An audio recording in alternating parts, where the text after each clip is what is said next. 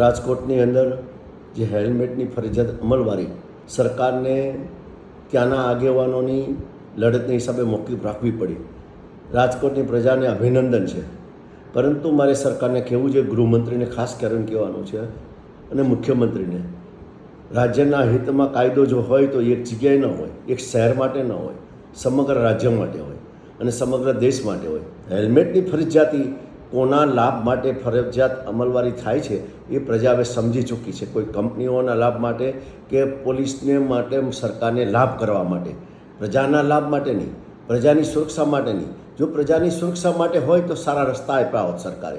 કોઈ રસ્તો ગુજરાતમાં એવો નહીં હોય ખાડા વગરનો નથી. ગાડીઓ ખાડામાં જતી રહી, ખુલ્લી ગટરો, ખુલ્લા કચરાઓ.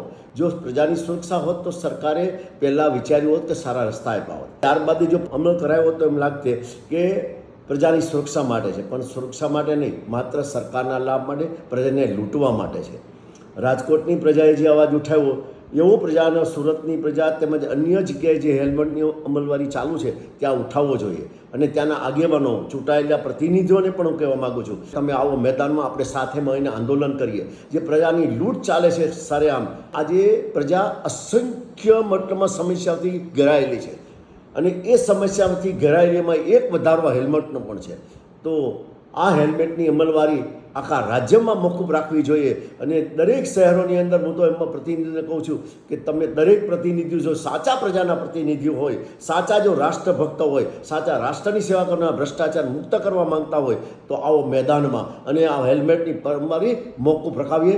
અને આંદોલન કર્યા સિવાય છૂટકો નથી, કારણ કે જ્યાં પ્રજા આંદોલન કરે છે ત્યાં સરકાર નમે છે અને જ્યાં આંદોલન નથી કરતી ત્યાં સરકાર પ્રજાનું શોષણ કરે છે. એ નિશ્ચિત છે.